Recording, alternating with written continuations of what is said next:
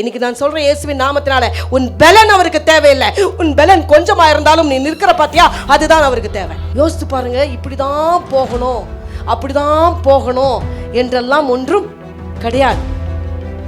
என் ஆவியில போகணும், அது ஒன்றிதான். பிசாசை அழிக்கிறதுக்கு எதுல போகணும்? ஆடையில இல்ல, ஆவியில. எதுல போகணும்? ஆவியில.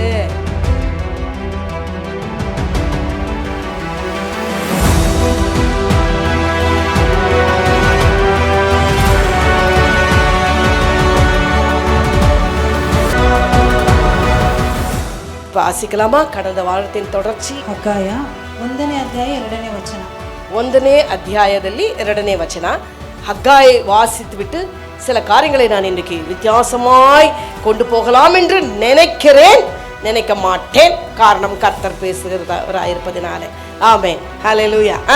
ಸೇನಾಧೀಶ್ವರ ಯೆಹೋವನು ಇಂತೆನ್ನುತ್ತಾರೆ, ಯೆಹೋವನ ಆಲಯವನ್ನು ಕಟ್ಟುವುದಕ್ಕೆ ಸಮಯವು ಇನ್ನು ಬಂದಿಲ್ಲ ಎಂದು ಈ ಜನರು ಅಂದುಕೊಳ್ಳುತ್ತಾರಲ್ಲ. ಯೆಹೋವನು ಪ್ರವಾದಿಯಾದ ಹಗ್ಗಾಯನ ಮೂಲಕ ಈ ವಾಕ್ಯವನ್ನು ಹೇಳಿಸಿದರು. ಈ ಆಲಯವು ಹಾಳು ಬಿದ್ದಿದೆಯಲ್ಲ, ನೀವು ಒಳಗೋಡೆಗೆಲ್ಲ ಹಲಿಗೆ ಹೊದಿಸಿಕೊಂಡ ಸ್ವಂತ ಮನೆಗಳಲ್ಲಿ ವಾಸಿಸುವುದಕ್ಕೆ ಈ ಸಮಯವು ತಕ್ಕದ್ದು. ಈ ಸಮಯದಲ್ಲಿ ಸೇನಾಧೀಶ್ವರ ಯೆಹೋವನು ಇಂತೆನ್ನುತ್ತಾರೆ, ಸೇನಾಧೀಶ್ವರ ಯೆಹೋವನು ಇಂತೆನ್ನುತ್ತಾರೆ, ನಿಮ್ಮ ಗತಿ ಏನಾಗಿದೆ ಎಂದು ಮನಸ್ಸಿಗೆ ತಂದುಕೊಳ್ಳಿರಿ. ಮಲೆನಾಡಿಗೆ ಹೋಗಿ ಮರವನ್ನು ತಂದು ನನ್ನ ಆಲಯವನ್ನು ಕಟ್ಟಿರಿ. ನಾನು ಅದಕ್ಕೆ ಮೆಚ್ಚಿ ನನ್ನ ಪ್ರಭಾವವನ್ನು ಅಲ್ಲಿ ಆಮೆನ್. ಇಲ್ಲಿ ಕನ್ನಡದಲ್ಲಿ ತುಂಬಾ ಸುಂದರವಾಗಿ ಎಲ್ಲದರಲ್ಲೂ ಸುಂದರವಾಗಿದೆ. ಆದರೂ ಇಲ್ಲಿ ಬರೆಯಲ್ಪಟ್ಟಿರುವ ವಾಕ್ಯಗಳನ್ನು ಗಮನಿಸೋಣವಾ? ಹೇಳು. ಮಲೆನಾಡಿಗೆ ಹೋಗಿ ಮರವನ್ನು ತಂದು ನನ್ನ ಆಲಯವನ್ನು ಕಟ್ಟಿರಿ. ನನ್ನ ಆಲಯವನ್ನು ಏನ್ ಮಾಡ್ರಿ? ಕಟ್ಟಿರಿ. ಇದು ಯಾರ ಅಪ್ಪಣೆ? ಇದು ಯಾರು ಹೇಳಿದಂತ ಕಟ್ಟಳೆ? ಸೇನಾಧೀಶ್ವರನಾದ ಯಾಕೆ ದೇವರಿಗೆ ಸೇನಾಧೀಶ್ವರನಾದ ಕರ್ತನು ಎಂಬುವಂತ ಒಂದು ಪದ ಇಲ್ಲಿ ಬಳಸಲ್ಪಡಿದೆ. ಆಗಾಗ ಕನ್ನಡದಲ್ಲಿ ಮಾತ್ರ ಅದನ್ನು ಚೆನ್ನಾಗಿ ಯಾರಾದ್ರೂ ಪ್ರಾರ್ಥನೆ ಮಾಡುವವರೆಲ್ಲರೂ ಅದನ್ನು ಬಳಸುವುದನ್ನು ನಾನು ನೋಡಿದ್ದೇನೆ. ಸೇನಾಧೀಶ್ವರನಾದ ದ ಲಾರ್ಡ್ ಆಫ್ ಹೋಸ್ಟ್, சேனைகளின் கர்த்தர் என்று இங்கே பயன்படுத்தப்பட்டிருக்கிறது. அப்படித்தானே தமிழ்ல?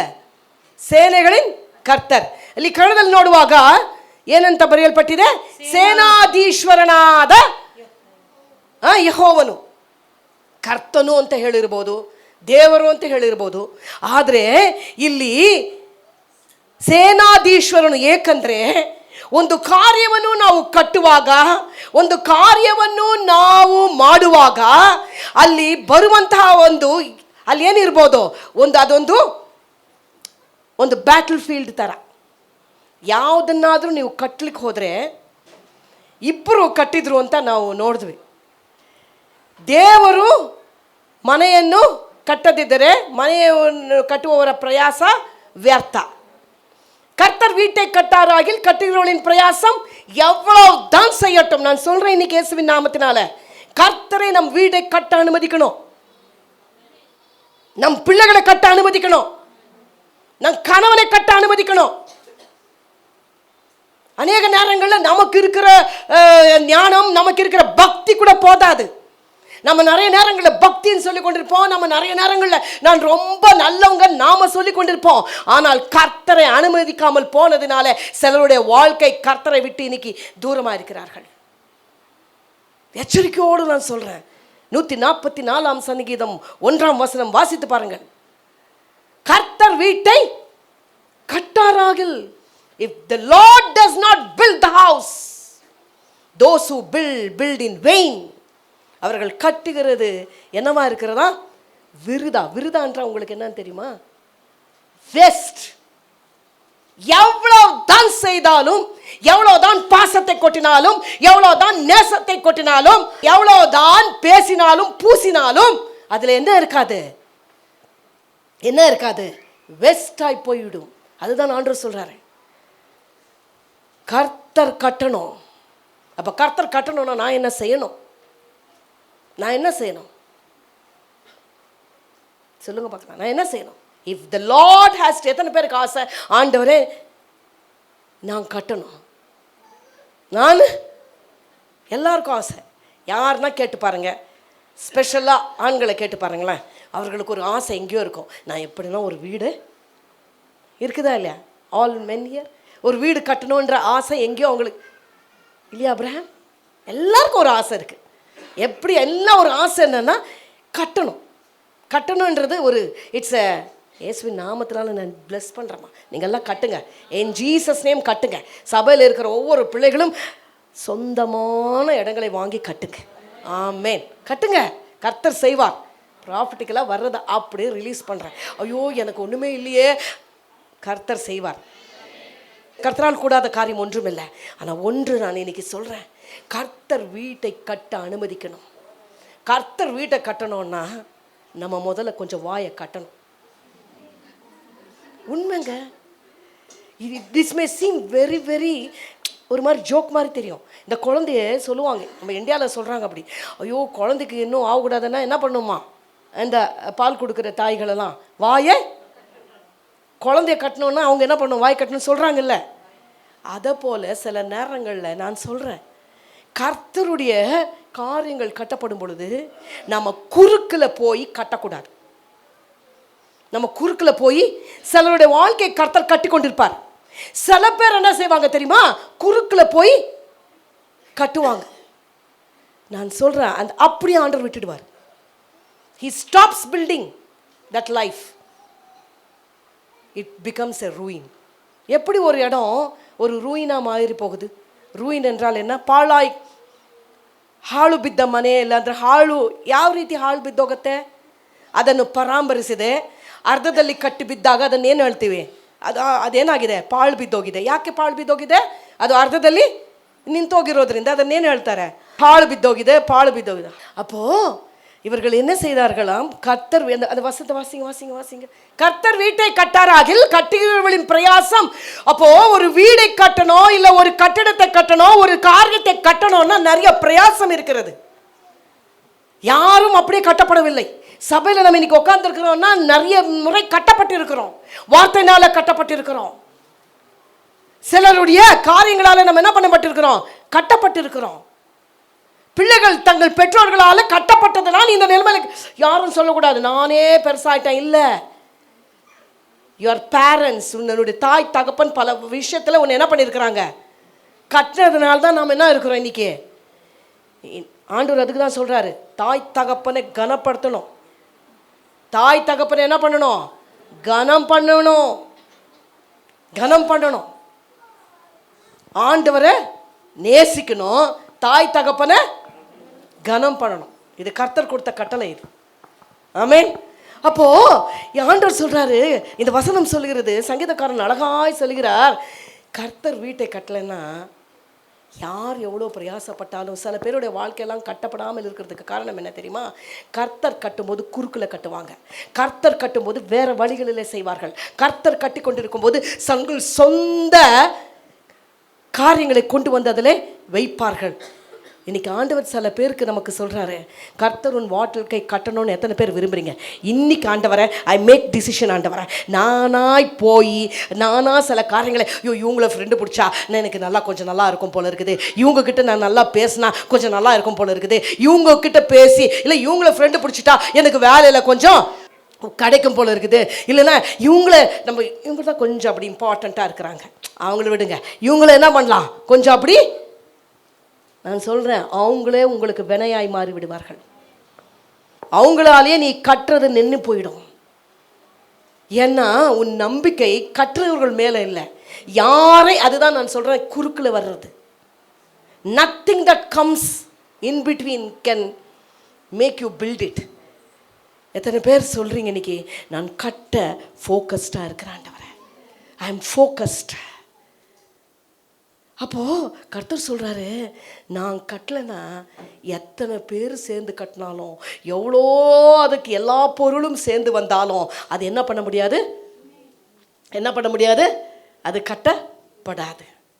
ஆலயமாக இருக்கட்டும், ஊழியமாக இருக்கட்டும், நம்முடைய சொந்த திருமண வாழ்க்கையாக இருக்கட்டும், கர்த்தரை கட்ட விடுங்க.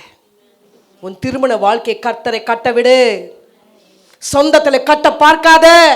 கர்த்தர் கட்டினால், கர்த்தர் கட்டாவிட்டால் அதிலே உனக்கு அதிலே உண்மையான ஜீவனை நீ பார்க்க முடியாது.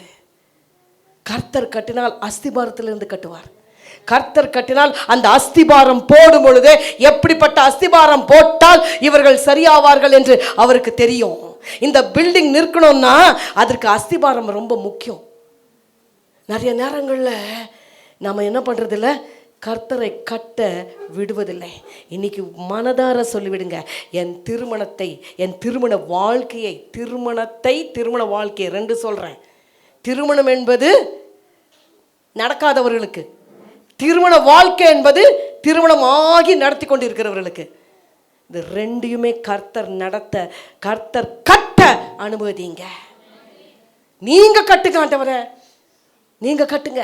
நான் கொஞ்சம் அப்படி பார்த்து சரி பண்ணிக்கொள்ளலாம். தேவன் விட்டு விடுவார். நான் சொல்றேன், மெனி பீப்புள்ஸ் லைஃப் ஆண்டவர் என்ன பண்ணிட்டாரு, கையை எடுத்துட்டார். கட்டுறதை ஆண்டவர் நிறுத்திட்டா என்ன ஆயிடும், அது பாழாய் போயிடும். சில நேரங்களில் நல்ல சத்தியம் சொல்லி வந்த உடனே அப்பா நீ வீடு வாங்குவ பங்களா அப்படி சொல்லாதான் பிடிக்குது. ஆனால் நம்ம சத்தியத்தை சொல்லி கொடுத்தாதான் அவங்க சரியான பாதையில் நடத்துவாங்க. அவங்க கட்டப்பட்டிருந்தாதான் தேவராஜ்யம் கட்டப்பட வேண்டும் என்பது தான் தேவனுடைய சித்தம். தேவனுடைய சித்தம் என்ன இல்லை தெரியுமா, ஏதோ ஒரு நல்ல மோட்டிவேஷனலான ஒரு ஸ்பீச்சை கேட்டுட்டு அப்படியே போவதற்கல்ல, கேட்டதை அப்படியே வாங்கி கொள்வதற்கு. இன்றைக்கு இயேசுவின் நாமத்தினாலே சொல்லுங்க, ஆண்டவரே இனி நான் அல்ல ஆண்டவரே. நான் பல முறை பாருங்க, நான் நிறைய இடங்களில் நான் பார்த்ததுனாலே சொல்கிறேன். இன்னைக்கு ஆவியானவரால் ஏவப்பட்டு சொல்லுகிறேன், கர்த்தர் கட்டும் பொழுது நீ குறுக்கிடாத. உன் ஆலோசனை அவருக்கு தேவையில்லை, உன்னுடைய காரியங்கள் அவருக்கு தேவையில்லை. அவர் கட்டட்டும். நீ என்ன பண்ண, கூடுமானால் ஜஸ்ட் கூட நில்லு. நிறைய நேரங்களில் கூட நிற்பதற்கு நமக்கு ஆவதில்லை. நமக்கு என்ன பண்ணணும், நாம் எதனா ஒன்று செய்யணும். சில நேரங்களில் ஆண்டவர் கண்டிப்பார். சில நேரங்களில் நம் பிள்ளைகளை தேவன் நடத்தும்படிக்கு சில காரியங்களை சொல்வார். ஆனால் நாம் என்ன சரிமா செய்துவிடுவோம், ஐயோ என் பிள்ளை அப்படி இல்லைப்பா, என் பிள்ளை எப்படி இல்லை அப்படி இல்லை, என் பிள்ளை. நான் பல தடவை சொல்லியிருக்கிறேன், பிள்ளைகளை கட்ட கர்த்தர் கையில் ஒப்புக்கொடு. இன்னைக்கு என்னால் முடியாது என்று சொல்லி, எனக்கு ஞானம் இல்லை என்றால் ஆண்டவரிடத்தில் ஞானத்தை கேளு ஆண்டவரிடத்தில். ஏனென்றால் பயங்கரமான, நாம் நினைக்கலாம் எல்லாம் இன்னோசென்ட்டாக இருக்குது. இல்லை, பல காரியங்கள் இன்னோசென்ட்டாக இல்லை. கர்த்தருக்கு மறைவானது ஒன்றுமில்லை. அதே நேரத்தில் நான் சொல்லுகிறேன், ஆகையினால தேவ ஜனமே இன்னைக்கு கர்த்தர் மறுபடியும் சொல்றாரு, கர்த்தர் கட்ட அனுமதிக்கப்படாத வரைக்கும் சில காரியங்கள் சீர்திருத்தாது. கர்த்தர் கட்டலைன்னா வியர்த்தமா? எவ்வளோ மற்றவர்களுக்கு விடுங்க, உலகத்தை நீங்க கம்பேர் பண்ணி கொள்ளாதீங்க. இன்னைக்கு மறுபடியும் சொல்றேன், don't compare your self with the world. உலகத்தோடு கம்பேர் பண்ணி தான் நம்ம என்ன பண்ணுறோம், அவங்கெல்லாம் இல்லையா, அவங்கெல்லாம் அவ்வளோ ஃப்ரீடம் கொடுக்கலையா அவங்க பிள்ளைகளுக்கு, அவங்கெல்லாம் அப்படி ஃப்ரெண்டு போல இல்லையா, அவங்கெல்லாம் எப்படி ஹஸ்பண்ட் கூட அப்படி இல்லையா, அவங்கெல்லாம். சில நேரங்களில் சில ஒய்ஃப்ஸ் ஐயோ அவங்க ஹஸ்பண்ட் பாருங்க எப்படி. டோன்ட்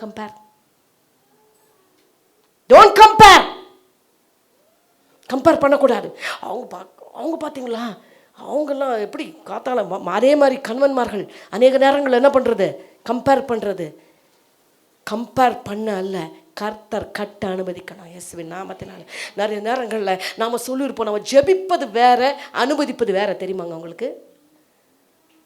ஜெபிப்பது வேற. அப்போ ஜெபிக்க கூடாதா?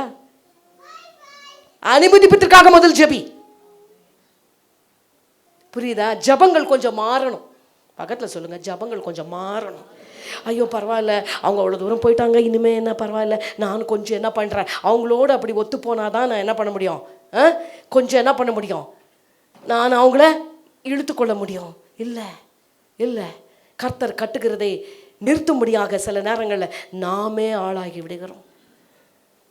இன்னைக்கு சொல்லுங்க, இயேசுவின் நாமத்தினால், ஆண்டவரே நீர் கட்டலைன்னா வேஸ்ட்ன்றது முதல்ல ஆணித்தரமாக உள்ள வரணும். நீங்கள் கொடுக்கலைன்னா எனக்கு இன்னும் இல்லை ஆண்டவரே என்றது ஆணித்தரமாக நம்ம உள்ளத்தில் வரணும். நீங்கள் செய்யலைன்னா இது எனக்கு இல்லை என்பதை ஆணித்தரமாக நம்ம வாழ்க்கையில் நம்ம உணரணும். நீங்கள் செய்யலைன்னா இல்லை ஆண்டவரே, நீங்கள் செய்தாதான் உண்டு. இதுதான் ஜெபம். நீங்க செய்தாதான் உண்டு ஆண்டவரே.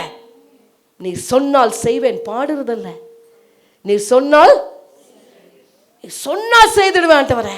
எத்தனை பேர் தைரியமாய் ஆண்டவருக்கு முன்பாக நீங்க சொன்னா நான் செய்வேன் என்று சொல்லுகிறவர்கள் கரங்களை உயர்த்துன்னு சொன்னா நமக்கு எப்படி அவர் பார்த்து கொண்டிருக்கிறார். நான் அங்கே அதான் சொன்ன வேலூரில் கரங்களை உயர்த்துறவங்களெல்லாம் பரலோகம் பார்க்குது.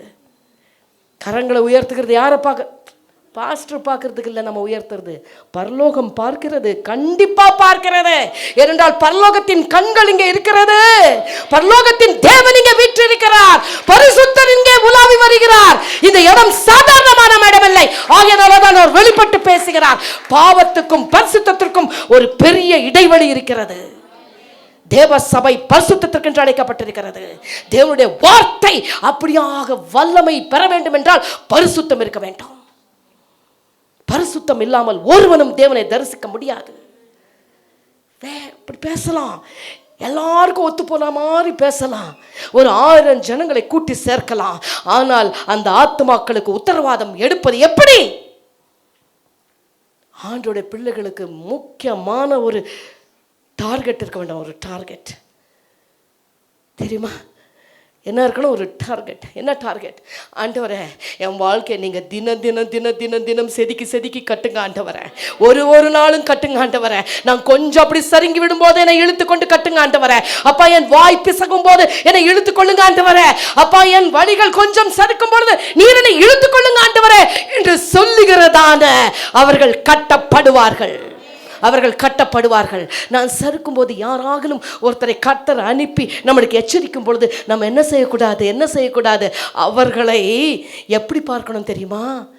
இது தேவனால் அனுப்பப்பட்டவர்கள் என்று உணர வேண்டும். சம்டைம் நமக்கு அப்படி உணர்வு வராது. இது கர்த்தரால் அனுப்பப்பட்டவர்கள் என்று நினைக்க மாட்டோம். ஆனால் அந்த நேரத்தில் ஐயோ நீ சொன்னதுதான் சரி என்று சொல்லுகிறவர்கள் எல்லோரும் நமக்கு கர்த்தருடைய ஆலோசனை என்று நினைக்காதீங்க. சில நேரங்களில் இப்படியும் சொல்லணும், இல்லை நீ சரி இது தப்பு என்று சொல்லுகிற சிலரையும் கர்த்தர் நம்ம வாழ்க்கையில் வைக்கணும். ஏன்னா கட்டும்போது 2 தானே வேணும். சிமெண்ட்டும் வேணும், மணலும் வேணும், எல்லாம் வேணும். அதனால தான் சில நேரங்களில் கட்டும் பொழுது உளியும் வேணும், சுத்தியும் வேணும், ஆணியும் வேணும், மரமும் வேணும்.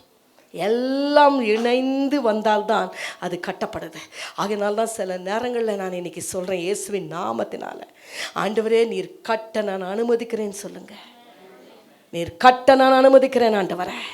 என் வார்த்தைகளில் நான் எச்சரிக்கையாக இருக்க எனக்கு கிருபை தாங்க ஆண்டவரே. ஏனென்றால் கட்டப்பட்டுடுச்சின்னு வச்சுக்கோங்க.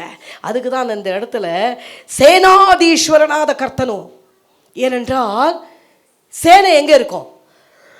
ஒரு யுத்தம் இருக்கும்பொழுது சேனை, ஆண்டவர் பல காரியம் இருக்குது. ஆனால் இந்த இடத்துல பல இடத்துல போல இந்த இடத்துலையும் சேனாதீஸ்வரனாத கர்த்தன் ஏன் சொல்லப்படுகிறது என்று சொன்னால், ஒரு கட்டப்படும் பொழுது ஒரு சேனை அங்கே இருக்கிறது. அதுக்கு எல்லாம் ஹோஸ்ட் என்றால் சேனையின் அதிபதி யாரு? கர்த்தர் சொல்றாரு, நீ கட்டுகிற விஷயம் சாதாரணமான விஷயம் அல்ல. What you are building is not ordinary. நீ கட்டி கொண்டிருப்பது சாதாரண ஒரு தேவ பிள்ளைகள் கட்டுவதற்கும் உலகத்தில் கட்டுவதற்கும் போய் பார்த்த மோஸ்ட் டாலஸ்ட் பில்டிங், வேர்ல்ட்லேயே டாலஸ்ட் பில்டிங் மேலே போனோம். 10 நிமிஷத்தில் என்ன ஆயிடுச்சு? நாட் 30 செகண்ட்ஸா 50 செகண்ட்ஸில் என்ன ஆயிடுச்சு? அந்த லிஃப்டில் காமிச்சிட்டே இருக்கிறாங்க, you are on the 100th floor, you are on the 125 floors. அப்படியே போகுது. எங்கே டாலஸ்ட் பில்டிங் இந்த வேர்ல்டு? எங்கே சொல்லுங்கள்? புர்ஜ் கலீஃபா. அது என்ன இருக்குது? உலகத்திலேயே மிகவும் உயர்ந்த கட்டிடம். அது என்னன்னா உலகத்திலேயே நாங்கள் பெருசாக இருக்கணும்ன்ட்டு கட்டப்பட்ட. அப்போது அதை அப்படி கட்டினார்கள் என்றால் அங்கே கட்டினவங்க பேரெல்லாம் போட்டிருந்தது. நிறைய இந்தியன்ஸ் இன்ஜினியர்ஸ் நிறைய பேருடைய பேரெல்லாம் பார்த்து கொண்டே இருந்தோம். அப்போ அதை கட்டும் பொழுது யோசித்தேன், ஆண்டவரே இந்த மேலே போய் இந்த லாஸ்ட் 4 கட்டுறதுக்கு எவ்வளோ கஷ்டம் இருந்திருக்கும். கீழே பரவாயில்ல, மேலே ஏற ஏற ஏற ஏற ஏற ஏற ஏற யோசிச்சு பார்த்தீங்களாங்க, எவ்வளோ சேஃப்டி வேணும் தெரியுமா அதுக்கு? எவ்வளோ எவ்வளோ சும்மாவா அது நம்ம அதெல்லாம் என்ன பண்ணுறதில்ல, யோசிக்கிறது இல்லை. நீ எவ்வளோ மேலே கட்டுறியோ அவ்வளோ சேனை உனக்கு தேவை. அதுக்கு தான் கர்த்தர் சொல்ல, சேனாதீஸ்வரனாத கர்த்தனும் சேனைகளின் கர்த்தர் உன்னோடு கூட இருந்தாதான் நீ கட்ட முடியும். ஏனென்றால் போராட்டம் இருக்கிறது கட்டும் பொழுது, பல எதிர்ப்புகள் இருக்கிறது கட்டும் பொழுது, பலருடைய வார்த்தைகள் இருக்கிறது கட்டும் பொழுது. ஆகையினால தான் யார் தேவை? அதுக்கு தான் அவர் சொல்கிறாரு, எனக்கு அதான் பிடிச்சது. அவர் சொல்கிறாரு, சேனைகளின் கர்த்தர் நான் இருக்கிறேன். இப்போ தான் புதிதாய் திருமணமாகி இருக்கிறவர்கள் உங்களுக்கு இருக்கிறீர்கள் இங்கே சில பேர். யாருங்க? ரொம்ப ஓல்ட் ஆயிடுச்சியா? இல்லை, நீங்கள் என்ன பண்ணியிருக்கிறீங்க? யூ ஹவ் ஸ்டார்டட் யுவர் கட்ட ஆரம்பிச்சிருக்கிறீங்க. கர்த்தரை அனுமதிங்க, கர்த்தர் கட்டட்டும். கர்த்தர் என்ன பண்ணட்டும்? கட்டட்டும். சில காரியங்கள் உங்களால் முடியாத பொழுது சேனைகளின் கர்த்தர் உங்கள் பட்சத்தில் இருந்து கட்ட வைப்பார். கர்த்தர் நமக்கு கட்டுகிறவர். சேனைகளின் கர்த்தர் நம்மளுக்கு என்ன பண்ணுகிறவர்? நம் பட்சத்தில் இருந்து கட்டுகிறவர். வாசிங்கம்மா. இப்போ கர்த்தர் வீட்டை கட்டாராகில் அதை கட்டுகிறவர்களின் பிரயாசம் விருதா. அதை கட்டுகிறவர்களின் பிரயாசம் விருதா. பிரயாசம் விருதா. கர்த்தர் நகரத்தை காவாராகில் ரெண்டு விஷயம் பாருங்க. இது நான் ஏற்கனவே பிரசங்கம் பண்ணதுதான். ஆனா இந்த கற்ற விஷயத்துக்காக எடுத்துக்கொண்ட விஷயம். கர்த்தர் என்ன பண்றாரு? இதுல இருந்து நமக்கு என்ன தெரியுது? கர்த்தர் கட்டுகிறவர். கர்த்தர் என்ன பண்றவர்? he is the builder, master builder. அவர் என்ன பண்றவர்? மாஸ்டர். அதே போல இன்னொருத்தரும் கட்டுறாங்க. யார் தெரியுமா? ஸ்திரீ. புத்தி உள்ள ஸ்திரீ தன் வீட்டை புத்தி உள்ள ஸ்திரீ என்ன பண்றாளாம்? தன் வீட்டை கட்டுகிறாள். புத்தி உள்ள ஸ்திரீ என்ன பண்ணுவா? வீடை கட்டுவா. புத்தி இல்லாதவளோ தன் கைகளினாலே அவள் என்ன பண்றா? இடித்து போடுகிறாள். அப்போ 2 பேரும் என்ன பண்றாங்க? ஸ்திரீகளுக்கு சொல்றேன், நீங்க என்ன பண்றீங்க? கட்டுறதுக்கு கர்த்தர் உங்களுக்கு என்ன கொடுத்துருக்கிறார்? ஸ்திரீ வீடை கட்டுவாள். கட்டுவாள்னா அவன் கணவன் என்ன கட்டுவார்? பில்டிங்கை கட்டுவார். ஆனால் நீ வீட்டை கட்டுவ, கட்டிடத்தை அல்ல. கட்டிடத்தை அல்ல, எதை கட்டுவ? கட்டிடத்தை கட்டுறதுக்கு என்ன தேவை? மசில் தேவை. ஆனால் வீட்டை கட்டுறதுக்கு தேவனுடைய கிருபை தேவை, தேவனுடைய அறிவு தேவை, அவருடைய சமூகத்தில் உட்கார்ந்திருந்து ஜபம் தேவை. ஒவ்வொரு நாளும் அவருடைய பாதத்தில் அமர்ந்திருந்து what ever business you have. இன்னைக்கு நான் சொல்கிறேன், இயேசுவின் நாமத்தில் நான் சொல்கிறேன், கணவன் மனைவி இடையில யாரையும் வர விடாதீங்க. Don't give that gap for anybody. உன் வைஃபை நீ மெச்சுக்கோ, உன் கணவரை நீ மெச்சுக்கோ. மற்றவர்கள், அதுவும் எதிர் வேற ஆப்போசிட் செக்ஸ் என்ன பண்ணக்கூடாது? என்ன பண்ணக்கூடாது? மெச்சுக்கொள்ள கூடாது. அப்படி மெச்சுக்கொண்டால் அங்கே அதை உடைக்க தெரியணும். அங்கே என்ன பண்ணணும்? ஐயோ என்ன நல்லா இருக்கிறாங்கன்னு சொல்லிட்டாங்க, அதில் என்ன பண்ணாத, பிரியப்படாத இயேசுவின் நாமத்தினால. அது உனக்கு வருகிற எனக்கு வருகிற சோதனை. nobody shall call me. வேண்டாம். இன்னொரு ஸ்திரீ சொல்லட்டும், அது பரவாயில்லை. வேண்டாம் வேண்டாம் இயேசுவின் நாமத்தினால. அதற்கெல்லாம் ஒரு ஸ்டேஜ் இருக்குது, ஒரு ஏஜ் இருக்குது. அப்போ சொன்னால் அது அழகா இருக்கும். அப்போ சொன்னால் அது என்ன இருக்கும்? அழகா இருக்கும். அம்மாவை பார்த்து, அம்மா நீங்கள் ரொம்ப அழகா இருக்கிறீங்க என்று சொன்னால் அதில் அழகு இருக்கிறது, அதில் பாசம் இருக்கிறது. ஆனால் சில காரியங்களில் கட்டுகிறவர்களுக்கு இருக்கிற என்ன இருக்கிறது? சில பலவீனங்கள். இயேசுவின் நாமத்தினால சொல்கிறேன், எச்சரிக்கையா இருங்க தேவ பிள்ளைகள். எப்படி வேணா பேசிக்கிட்டு, எப்படி வேணா இருந்துக்கிட்டு, நான் அடிக்கடி சொல்கிறது, இந்த கோர்ஸ் ஜோக்ஸ் வேண்டாம். பைபிளில் இருக்குது, நான் சொல்லலை. என்ன ஜோக் அது? அப்படி ஒரு மாதிரியான ஜோக்ஸ். இயேசுவின் ரத்தம் ஜெயம். கர்த்தர் அப்படிப்பட்ட காரியங்களிலிருந்து நம்மளுக்கு விடுதலை தருவாராக. ஆமென், ஆமென், ஆமென். அப்போ வாஸ்து பாருங்க. கர்த்தர் நகரத்தை காவாராகில், கர்த்தர் நகரத்தை காவாராகில், காவலாளர் விழித்திருக்கிறது விருதா. காவலாளர்கள் விழித்திருக்கட்டும். எவ்வளவுதான் கண்ணில் எண்ணெய் ஊத்தி, ஒரு நிமிஷம் போதும். கர்த்தருக்கு கட்டுறதுக்கு ஒரு நிமிஷம் தான் ஆகும். அதை அப்படி அவர் கண் இமைந்தால் போதும், நம்ம இவ்வளோ பிரயாசப்பட்ட கட்டினது எல்லாம் தரைமட்டமாய் போய்விடும். ஏனென்றால் காவல் இல்லை என்றால் என்ன ஆகும்? காவல் இல்லை என்றால் என்ன ஆகும்? திருடப்பட்டு போயிடும். எனக்கு கர்த்தர் நமக்கு சிலருக்கு எச்சரிக்கிறார், கர்த்தரை கட்ட அனுமதி. ஐயோ, நான் அனுமதிச்சு தானே இருக்கிறேன். நான் எப்போ ஆண்டவரே அனுமதிக்கலை உங்களுக்கு? நான் எதில் அனுமதிக்கலை? அது இப்பொழுது இல்லை. உன் தனிப்பட்ட அறையில் போய் அமர்ந்திருந்து கேளு. ஏன் சில காரியங்கள் சக்ஸஸ் ஆகலை, ஏன் சில காரியங்கள் கட்டப்படலை, ஏன் சில காரியங்கள் கட்டப்படலை என்று நீ அமர்ந்திருந்து ஆண்டவரிடத்தில் கேட்கல. அப்போ கர்த்தர் நிச்சயமாகவே உனக்கும் எனக்கும் வெளிப்படுத்துவார் எந்த காரியத்தில் நான் இன்னும் அனுமதிக்கலை என்று. அப்பொழுது நமக்கு தெரிய வரும் பொழுது அந்த காரியத்திலிருந்து கை எடுத்து விடலாம். அவர் கட்டட்டும். நீர் கட்டுங்க ஆண்டவரே, அப்பா முழுமையாக நீர் கட்டுங்க ஆண்டவரே. நீர் கட்ட நான் என்ன பண்றேன்? I allow you to build it. அப்போ இந்த வார்த்தையை சொல்லிவிட்டு இந்த 2 பேரும் கட்டுகிறவர்கள், 2 பேரும் கட்டுகிறவர்கள். இன்னைக்கு ஒப்பு கொடுத்து ஜெபிங்க, ஆண்டவரே கட்டப்படுவதாக. இப்போ ஆகாய்க்கு திருப்பிக் கொள்ளுங்கம்மா. நான் சொல்ல வந்த ஒரு சில காரியம் இருக்கிறது, அதை நான் தொடங்கிவிட்டு போகிறேன். அடுத்த வாரத்திலிருந்து அதை நாம் சிந்திப்போம். வாசிங்க. இதன் தொடர்ச்சியாக சில காரியங்களை நான் சொல்கிறேன். இதை கட்டுகிறதுக்கு லிங்க் பண்ணி ஆவியானவர் ஏவுகிறபடி நான் சொல்கிறேன். ஆதியாகமம் 3:15. இது எல்லாருக்கும் தெரிந்த ஒரு பைபிள் ஸ்டடி கான்செப்ட். ஆனாலும் கர்த்தர் என்னமோ இன்னைக்கு அதை கொண்டு சில காரியங்களை நம்மளோடு செயல்படுத்த கர்த்தர் நமக்கு வைத்திருப்பார் என்று நினைக்கிறேன். உனக்கும் ஸ்திரீக்கும் உன் வித்துக்கும் அவள் வித்துக்கும் பகை உண்டாக்குவேன். கர்த்தர் சொன்னார் பாருங்க, உனக்கும். இது கொஞ்சம் நீங்க கவனமா கவனிக்கணும். இது வரைக்கும் வந்த காரியத்தோடு இது இணையும் போது பார்த்துக்கோங்க. ஆனா இப்பொழுது நீங்க இதை கவனிங்க. உனக்கும் ஸ்திரீக்கும் உன் வித்துக்கும் அவள் வித்துக்கும் பகை உண்டாக்குவேன். என்ன உண்டாக்குவேன்?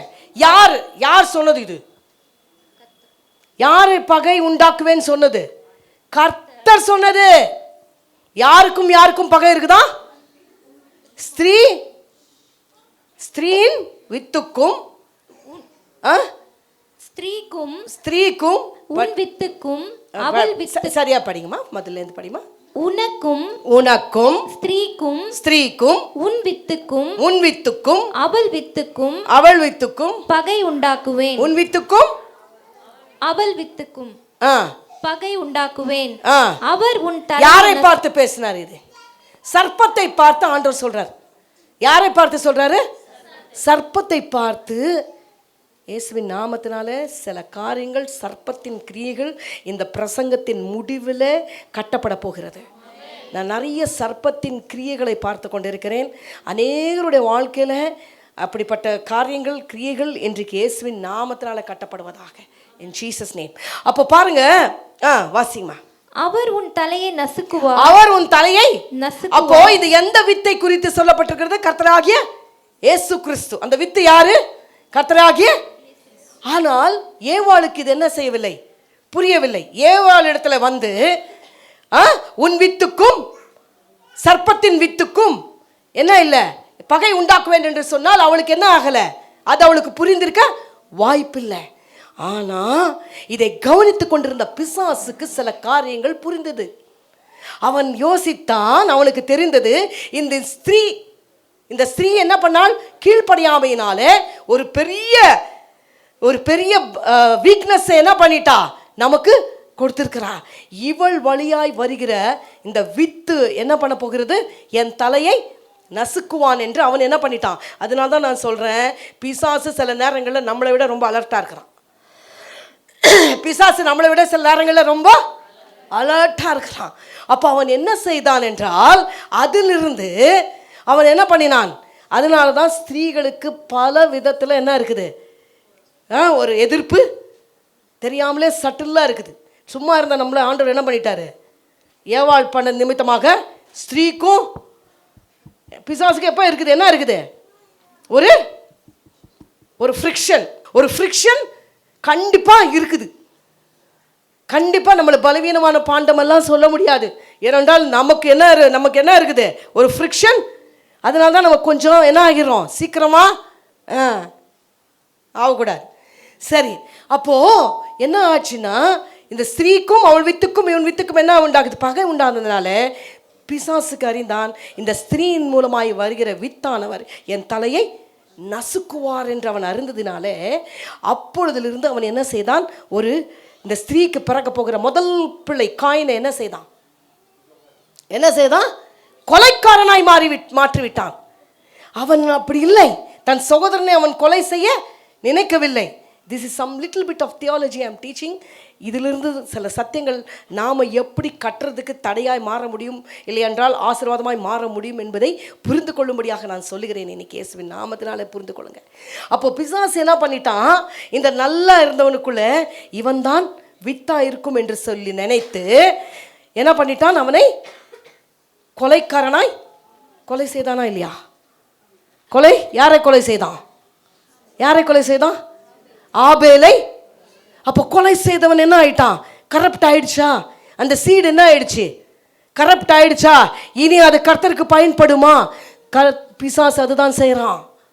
பிசாசு என்ன செய்கிறான், உனக்கு வர வேண்டிய சில காரியங்களை அந்த வித்தின் மேலே கரத்தை வைக்கிறான்.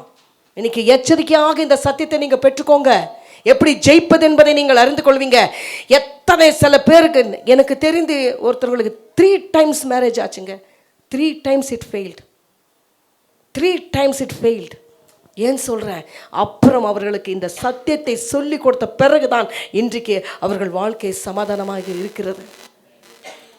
ஆகையினால நம்ம அடிப்படையில் இருக்கும் பொழுதே நம்ம சில காரியங்களை ஒன்று கொஞ்சம் கோணலாய் போன உடனே நம்ம எச்சரித்துக் கொள்ள வேண்டும். அப்போது காயினை என்ன பண்ணாமன், கொலைக்காரனாய் மாற்றினான். அதோடு விடவில்லை, நோவாவின் சந்ததியில் யாரை கொண்டு வந்தான், அசுத்தத்தை கொண்டு வந்தான். மோவாப் அசுத்தமான ஒரு காரியம் அது. ஐயோ, பைபிள் எப்படி இருக்குதா, இருக்கணும். பைபிள் அப்படி இருந்தால் தான் பர்ஃபெக்ட் காட் யார் என்று தெரியும், இம்பர்ஃபெக்ஷன் என்னன்னு தெரியும், God is holy என்று தெரியும், மற்றதெல்லாம் அசுத்தம் என்று தெரியும். மனுஷன் பாவி, மனுஷன் அசுத்தம் உள்ளவன் என்று எப்படி காண்பிப்பது, பிசாசு எப்படி கிரியை செய்கிறான் என்று அறிவது. இப்போ நோவாவின் சந்ததியில் என்ன பண்ணா, நோவாவின் பிள்ளைகளை குமார்த்திகளை பிசாசு ஏவி மோவாப் என்கிறதான அந்த சந்ததியை உருவாக்க பார்த்தான் கர்த்தர். அதிலிருந்தும் தப்பிக்க வைத்தார். அதுதான் நான் அடிக்கடி சொல்லுவேன், பிசாசு ಚಾಪೆ ಒಳಗೆ ನುಗ್ಗಿದ್ರೆ ದೇವರು ರಂಗೋಲಿಗಳಿಗೆ. பிசாசு சில நேரங்களில் நம்ம வாழ்க்கையில் என்ன அப்படியே பாய் கீழே நுழைந்த மாதிரி இருக்கும். ஆனால் ஆண்டவர் என்ன பண்ணுவார், கோலம் தானே, கோலத்துக்குள்ளேயே நுழைவார். அவனுக்கு அது பாவம் தெரியல. அதனால தான் கர்த்தர் கொடுத்த வாக்கு தத்தத்தை நம்ம பிடித்து கொள்ளணும். நோவாவை என்ன செய்தான், நோவாவை நோவாவின் சந்ததியை அசுத்தப்படுத்த பார்த்தான். இப்படியே பல விஷயங்கள் நம்ம திருப்பிக் கொள்ளுங்க. நான் ஒரு அதிகாரத்திலிருந்து பல விஷயங்கள் இன்னைக்கு சொல்ல போறேன்னு நினைக்கிறேன். கர்த்தருக்கு சித்தமானா திருப்பிக்கோங்க. எத்தனை விஷயங்கள் அவன் செய்தான் என்று பார்க்கலாம். ஆண்டவரானா என்ன பண்ணார் தெரியுமா, தலையை நசுக்கினார். அவன் குதிங்காலை அடிக்கடி பிசாசு என்ன பண்ணுவான், குதிங்காலை நசுக்குவான். ஆனால் அவன் தலையை கர்த்தர் நசுக்கி இருக்கிறார். அவன் தலை நசுக்கப்பட்டிருக்கிறது. இயேசுவின் நாமத்தினால சொல்கிறேன். இன்னுமே நீங்கள் என்ன நம்பிக்கொண்டிருக்காதீங்க, இந்த மந்திரத்தை நம்புறது, இல்லை அங்கே போய் ஜோசியம் பார்த்தா சரியாயிடும்னு சொல்கிறது, இவங்கக்கிட்ட கேட்டால். நசுக்கப்பட்டதை மறுபடியும் தோண்டி எடுக்காதீங்க. மறுபடியும் அவைகள் இடத்துல போகாதீங்க. மறுபடியும் அவைகளுடைய தாக்கம் இப்பொழுது பெரிதாக இருக்கும். நீங்கள் நினைக்கலாம், ஐயோ அப்போதெல்லாம் பார்த்தேன் கரெக்டாக சொன்னாங்க. இப்போ நீ சத்தியத்தை அறிந்த பிறகு நீ அதை டச் பண்ணா கூட அது உனக்கு பயங்கரமான விளைவுகளை கொண்டு வரும். அந்த எல்லைகளுக்குள்ளே கூட நாம் போக நமக்கு அனுமதி இல்லை. இயேசுவின் நாமத்தினால சொல்கிறேன், இன்னைக்கு எச்சரிக்கையாக இருந்து அவைகளிலிருந்து விலகி இருங்க. கர்த்தர் நம்ம அவர்களிலிருந்து நசுக்கி போட்டு நம்மளை வெளியில கொண்டு வந்திருக்கிறார். அதை நசுக்க தம்முடைய குதிங்காலை கர்த்தர் ஒப்பு கொடுத்திருக்கிறார். ஆகையினால தான் நம்ம எச்சரிக்கையா இருக்கணும். சில நேரங்களில் people think it is very okay.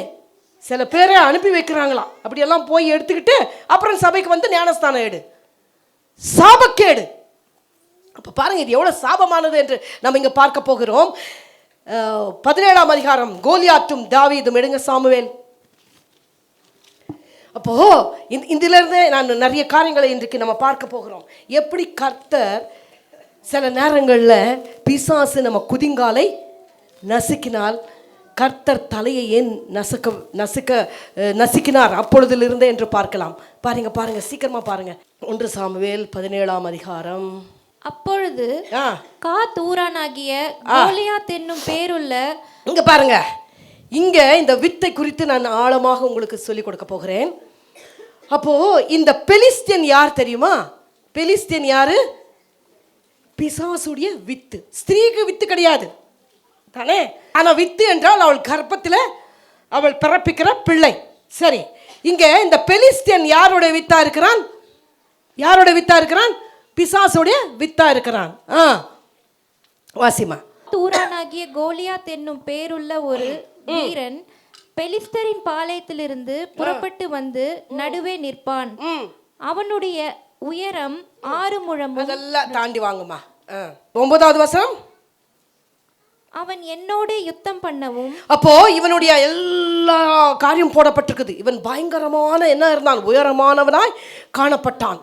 இவன் இப்படி தினந்தோறும் வந்து யாரை தூஷித்தான் பாருங்க, யாரை அவன் என்ன பண்றான் பாருங்க. சேனைகளின் கர்த்தரை. நான் சொல்றேன், ஒருத்தருக்கு இந்த பிசாசின் வித்து அட்டாக் ஆகும்போது முதலாவதாக அவர்கள் எதை அட்டாக் பண்ணுவாங்க தெரியுமா? தேவ ஜனத்தை அட்டாக் பண்ணுவாங்க. தேவனுடைய ஜனத்தை அட்டாக் பண்ணுவாங்க. விசுவாசத்தை அட்டாக் பண்ணுவாங்க. நீ என்ன பெரிய விசுவாசியா என்று கேட்பார்கள்.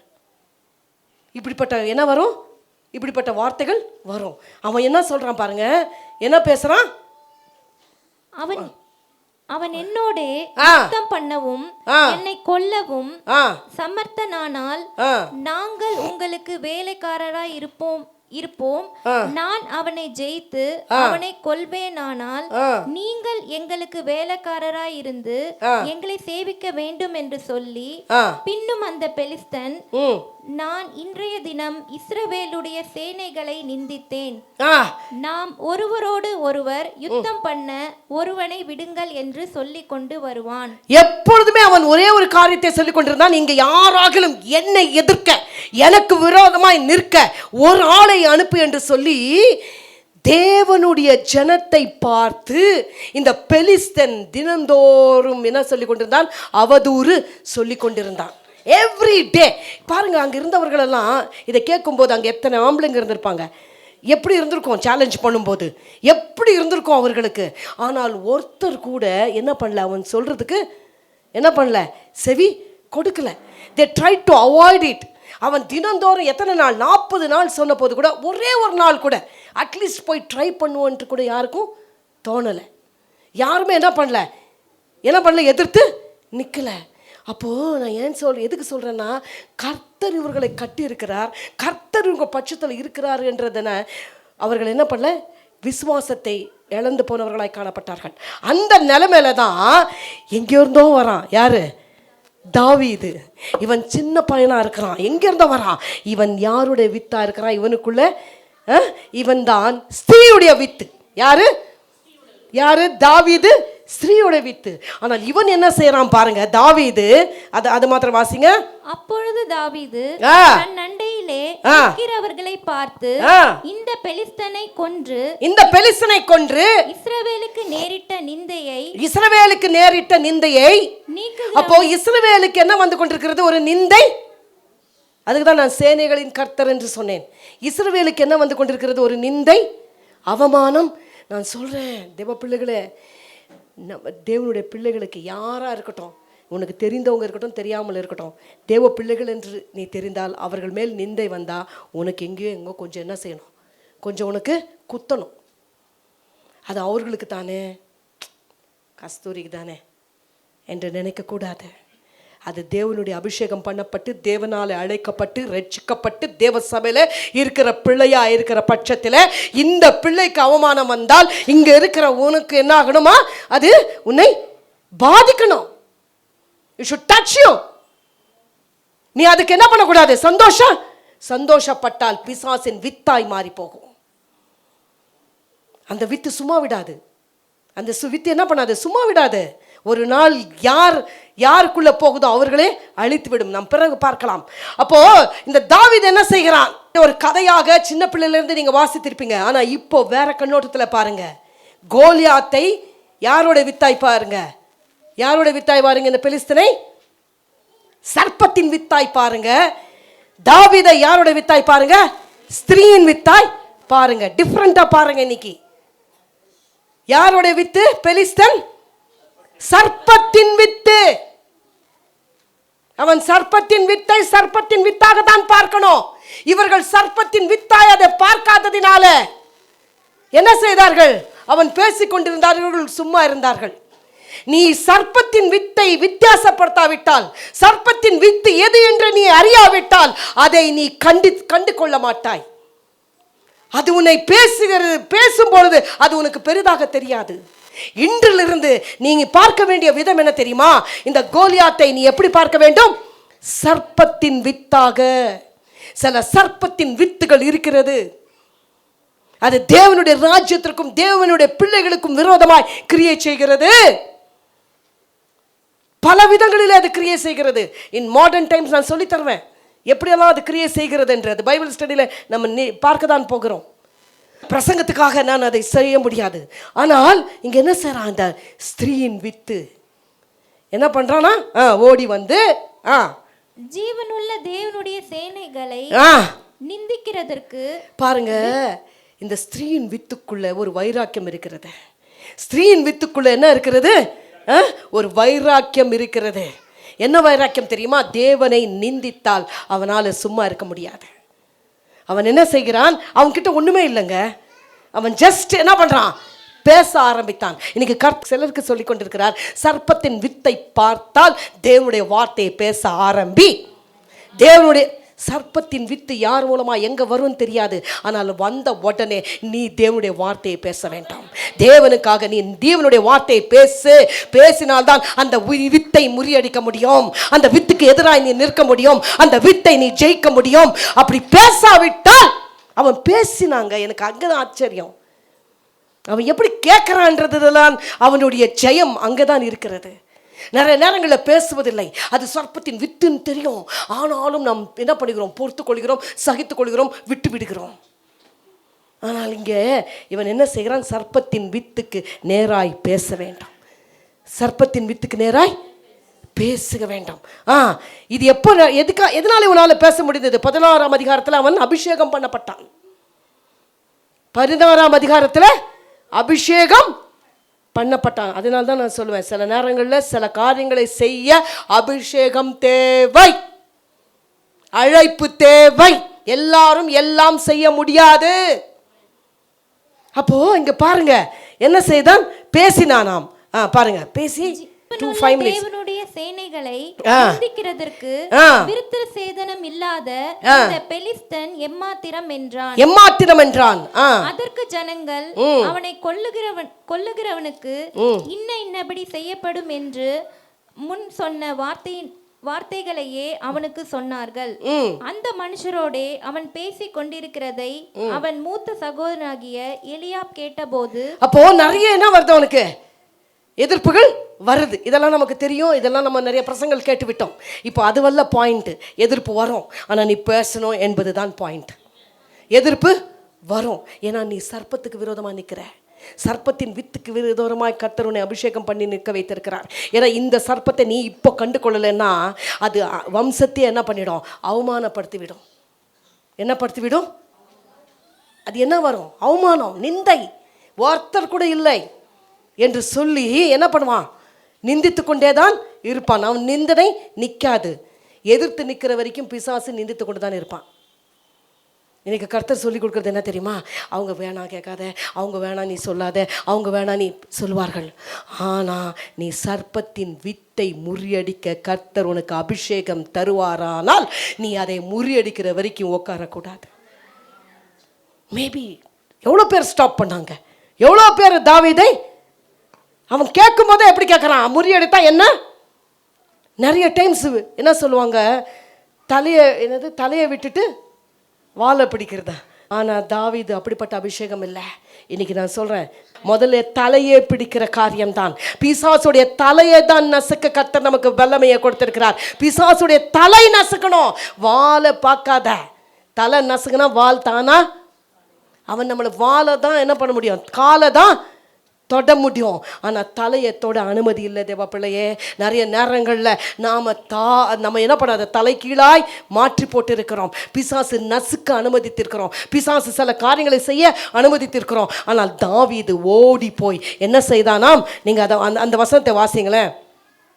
தாவீது 39 37 பின்னும் தாவீது என்னை சிங்கத்தின் கைக்கும் கரடியின் கைக்கும் தப்புவித்த கர்த்தர் இந்த பெலிஸ்தனுடைய கைக்கும் தப்புவிப்பார் என்றான்.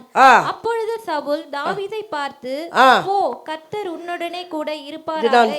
சவுல் தாவீதுக்கு தன் வஸ்திரங்களை உடுத்துவித்து வெண்கலமான ஒரு சீராவை அவன் தலையின் மேல் போட்டு ஒரு கவசத்தையும் அவனுக்கு அதெல்லாம் வேண்டாம் கீழே வந்துருங்க. அவனுடைய பட்டயத்தை தாவீதின் வஸ்திரங்களின் மேல் கட்டிக்கொண்டு அதிலே அவனுக்கு பழக்கமில்லாததினால் நடந்து பார்த்தான். அப்பொழுது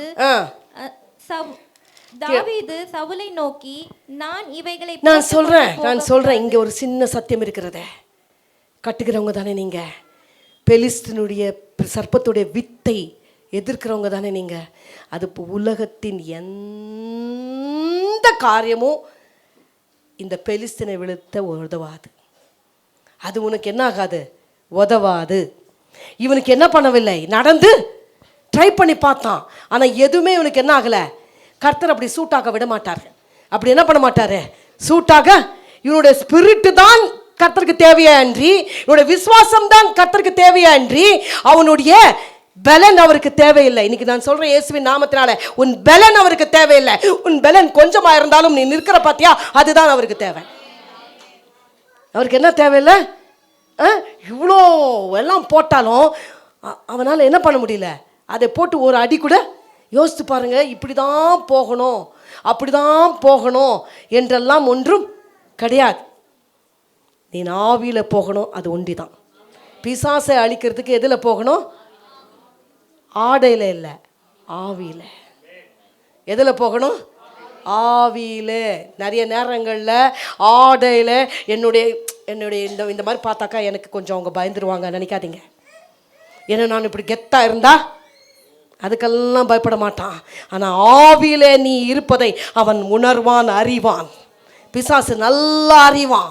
அதனால தான் கர்த்தர் அவன் என்ன சொன்னார், அதெல்லாம் வேண்டாம் என்று சொல்லிவிட்டு தொடர்ந்து வாசிமா. ஒரே ஒரு விஷயத்தை சொல்லி முடிச்சிடுறேன். தன் தடியை கையிலே பிடித்துக்கொண்டு ஆற்றில் இருக்கிற 5 கூழாங்கல்லுகளை தெரிந்தெடுத்து அவைகளை மேய்ப்பருக்குரிய தன்னுடைய அடைப்பையிலே போட்டு தன் கவனை தன் கையிலே பிடித்துக்கொண்டு அந்த பெலிஸ்தன் அண்டையிலே போனான். அவன் அடிக்கும் பொழுது எப்படி விழுந்தானா, கவனிக்கல்லில் அடிக்கும் போது எப்படி விழுந்தான், முகம் குப்புற. இப்படி நெத்தில அடிச்சா இப்படி தள்ளினா எப்படி விழணும், எப்படி விழணும், பின்னால தானே விழணும். நெத்தில பட்டா எங்க விழுந்திருக்கணும், அவன் பின்னாடி தானே விழணும். ஆனா எப்படி விழுந்தான், எனக்கு ஒரு ரெவலேஷன் ஆண்டவர் அங்கே கொடுத்தார், ஒரு ரெவலேஷன் கொடுத்தார். பிசாசை நேருக்கு நேர் நீ அடிக்கும் பொழுது அவன் முகம் குப்புற விழுந்து போகிறான். எனக்கு ஆச்சரியமா இருந்தது. அவன் நெத்தியில அடைந்தா எப்படிங்க விழணும், இப்படி தள்ளினா எங்க எப்படி விழணும், பின்னாடி விழணும். ஆனா இங்க நீங்க பார்த்தீங்கன்னா அவன் எப்படி விழுகிறான், முகம் குப்புற விழுந்தானா இல்லையா. அதில் ஒரு பயங்கர ரகசியம் இருக்கிறது. பயங்கரமான போரில் எங்க பித்னந்தே போரல் பித்னு அங்கே எப்படி பண்ணிட்டான், இப்படி அடிக்கும் பொழுது அவன் அந்த தாங்க முடியாமல் எப்படி விழுந்துட்டான், ஃப்ரண்ட்ல he fell face down today let me tell you something. சர்ப்பத்தின் ஆவி உடையவர்கள், சர்ப்பத்தின் கிரியை உடையவர்கள், இன்றைக்கு தேவனுடைய நாமத்தில் நீ நிற்கும் பொழுது அவர்கள் முகம் குப்புற விழ கர்த்தர் இன்றைக்கு உனக்கு அப்படிப்பட்ட ஒரு அபிஷேகத்தை கொடுத்திருக்கிறார். பின்னாடி விழுந்திருந்தா அது வேற விஷயங்க. அவனுக்கு இன்னும் ரொம்ப எரிச்சல் வந்ததுக்கு காரணம் என்னவென்றால், அவன் எப்படி விழுந்து விட்டான்? முகம் குப்புற. அவனுக்கு என்ன நடக்குது? கர்த்தர் சில நேரங்களில் மறைத்து போட்டார் அவனுக்கு. உனக்கு ஒன்றும் தெரியக்கூடாது, நீ எப்படி விழுறேன்னு உனக்கே தெரியாமல் வீழ்த்துறேன் என்று சொல்லிதான் சர்ப்பத்தை கர்த்தர் அன்றைக்கு, அந்த சர்ப்பத்தின் வித்தை கர்த்தர் அன்றைக்கு முறியடித்து போட்டார். இன்னைக்கு நிறைய பேர் சர்ப்பத்தின் வித்தோடு சகவாசம் பண்ணி கொண்டிருக்கிறார்கள். சர்ப்பத்தின் வித்தோடு அநேக நட்புகளை வைத்துக் கொண்டிருக்கிறார்கள். இயேசுவின் நாமத்தினால வேண்டாம் தேவ பிள்ளையே. உனக்கு இருக்கிற அபிஷேகம் எப்படி தெரியுமா? நீ எரியும் பொழுது பிசாசு குப்புற விழணும், சர்ப்பத்தின் வித்து குப்புற விழணும். ஏன்னா இது கொஞ்சம் வித்தியாசமா, அங்கே பார்க்கிறவர்களுக்கு அது புரிந்திருக்காது. என்ன நடக்குதுங்க? தலைமையில் அடித்தா, அதுவும் அது என்ன கல்லுங்க? அவன் எவ்வளோ ஹைட்டு, அவன் எவ்வளோ ஹைட்டு, இவன் எவ்வளோ, அவன் சொல்கிறான் நான் என்ன நாயா கல் எடுத்துகிட்டு வரேன் என்கிட்டன்னு கேட்குறான். அவன் கேட்குறான். யார் கேட்குறான்? கோலியாத் கேட்குறான், am I a dog? இன்றைக்கி கர்த்தர் சொல்கிற ஒரு காரியத்தை நீங்கள் இங்கேருந்து பெற்றுக்கொண்டு போங்க. கட்டி கொண்டிருக்கிறோம், நம்ம எல்லாம் சேர்ந்து சில காரியங்களை கட்டி கொண்டு இருக்கிறோம். பெலிஸ்தன் சர்ப்பத்தின் வித்து இன்னைக்கு குப்புற விழ கர்த்தர் கிருபை தருவாராக. குப்புற விழ விட்டால் நாம் என்ன பண்ண முடியாது? ஜெயிக்க முடியாது. பின்னாடி விழ வேண்டாம் ஆண்டவரே, குப்புற விழணும். பின்னாடி பின்னாடி விழ, பின்னாடி விழுறது ஒரு ஜெயம்தான். ஆனால் குப்புற விழுவது பலத்த ஜெயம். அல்லேலூயா. ஒரு வாட்டி குப்புற விழுந்தான். இந்த கரப்பாம்பூச்சி அடிக்கும்போது அது இப்படி குப்புற விழுந்துருச்சுன்னு வச்சுக்கோங்க, போரில் விட்டு அது மறுபடியும் அது என்ன பண்ண முடியாது, எந்திரிக்கவே எந்திரிக்காது. கரப்பாம்பூச்சி அழிக்கிறதுக்கு ஒரே வழி அதுதான். அது அப்படி திரும்பிடுச்சுன்னு வச்சுக்கோங்க, எப்படின்னா ஒரு சந்தில் ஓடிடும். பார்த்துருக்கீங்களா? ஆமாம், கரப்பாம்பூச்சி இல்லாத வீடாக நம்ம வீடெல்லாம் டெய்லி இதே தான் பார்த்துட்டு இருக்கிறோம். So why I am saying, பிசாசுக்கு தந்திரமே அதுதான். அவனை குப்புற தள்ள வேண்டாம். அவன் என்ன பண்ணணும்? அப்படி என்றால் மறுபடியும் அவன் முகத்தை நான் பார்க்கக்கூடாது. மறுபடியும் அந்த சர்ப்பத்தின் ஆவி என் எல்லைக்குள்ள வரக்கூடாது. மறுபடியும் அந்த சர்ப்பத்தின் கிரியைகள், அந்த வித்து எந்த விதத்திலும் அதனுடைய கிரியைகள் என்னை தொடக்கூடாது, தாக்கக்கூடாது என்றால் அது முகம் குப்புற விழ வேண்டாம். இன்றைக்கு தாவீதுடைய அபிஷேகம் அப்படிப்பட்டது. பிசாசை என்ன பண்ண கொஞ்சம் அட்ஜஸ்ட்மெண்ட் கிடையாது, முகம் குப்புற விழணும். முகம். ஆமென். நான் அடிக்கிறதுன்னா ஆர்டினரி தான், ஆனால் அதை எக்ஸ்ட்ராடினரியாக மாற்றுறது கர்த்தர். நான் அடிக்கிறது எனக்கு தெரிந்த அடிதான், எனக்கிட்ட இருக்கிறது. அதுக்கு தான் இன்னைக்கு ஆண்டவர் சொல்றாரு, உனக்கிட்ட இருக்கிறத வைத்து அடி. ஆனால் சர்ப்பத்தின் வித்தை அடி. இட்ஸ் ஓகே, உங்ககிட்ட அடி இருக்கிறத வைத்து அடி. சொல்லுங்க பக்கத்தில், இருக்கிறத வைத்து அடி. பிசாசு வைத்திருக்கிற காரியங்களை உன்கிட்ட இருக்கிறத வைத்து அடி. உன்கிட்ட இருந்து பிசாசு எதை கொண்டு போயிருக்கிறானோ, எதை திருடி கொண்டிருக்கிறானோ, எதை சமாதானம் கெடுத்து கொண்டிருக்கிறானோ, இன்றைக்கு உன்கிட்ட இருக்கிற டாக்டிக்ஸை ஜஸ்ட் யூஸ் இட். கர்த்தர் அதை என்ன பண்ணுவார்? முகம் குப்புற விழ செய்கிறது கர்த்தர். அடிக்கிறது நீ தான். நீ அடிக்கலைன்னா அது முகம் குப்புற விழாது. நீ அடிக்கலைன்னா அது விலகாது. நீ அடிக்கலைன்னா கர்த்தர் யாருக்கோ சொல்றாரு, நீங்கள் பெற்றுக்கொண்டு திரும்புங்க.